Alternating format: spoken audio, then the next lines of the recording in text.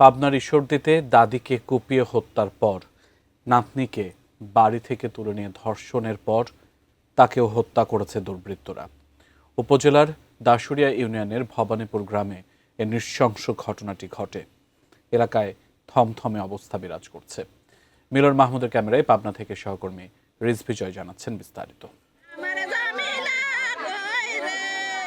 শনিবার যখন সাহারির প্রস্তুতি নিচ্ছিলেন গ্রামবাসী, তখন পাবনার ঈশ্বরদীর ভবানীপুর গ্রামে ঘটে যায় এক পৈশাচিক ঘটনা। নিজ বাড়িতেই ধারালো অস্ত্রের আঘাতে খুন হন ষাটোর্ধ্ব সুফিয়া খাতুন।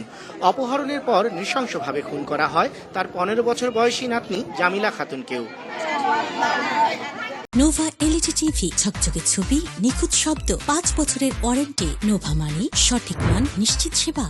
স্থানীয়রা জানান, মধ্যরাতে হঠাৎ কান্নার শব্দ শুনতে পান। সকালে বাড়ির উঠানে মেলে সুফিয়া খাতুনের রক্তাক্ত মরদেহ।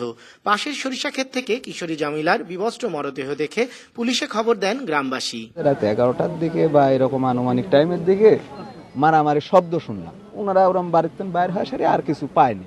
ওনারা আবার এসে শোয়েছে। মাদ্রাসায় লেখাপড়া করা শিক্ষিত মেয়ে, খুবই ভালো। তারাবের নামাজও পড়াইছে। এই সকাল 8টার সময় শুনতেছি যে এরকম অবস্থা। স্বজনদের অভিযোগ, জামিলার বাবা জয়নাল বাড়িতে ছিলেন না। পরিকল্পিতভাবে জামিলাকে অপহরণ করে ধর্ষণ শেষে হত্যা করেছে ঘাতকরা। বাধা দেয়ায় খুন হয়েছেন দাদি। নিজ বাড়িতে এমন জোড়া খুনের ঘটনায় হতবাক স্বজন প্রতিবেশীরা। আমার সন্তানও নিরাপদ নাই। এই ঘটনাতে আমাদের সারা এলাকা কাঁপে গেছে। ভৎসমূলক ঘটনা এরকম আমার জীবনে আমি কোনোদিন দেখি নাই। আমার বোনের বিচার চাই। চাঞ্চল্যকর এই হত্যাকাণ্ড তদন্তে নেমেছে পুলিশের বিভিন্ন ইউনিট। আমাদের এখানে কভার এবং আনকভার পুলিশ পার্সনরা কাজ করতেছে।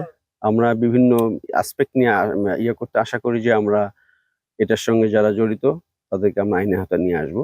ঘাতকদের দ্রুত গ্রেপ্তার ও দৃষ্টান্তমূলক শাস্তির দাবি এলাকাবাসীর। রিজভি জয়, এটিএন নিউজ, পাবনা।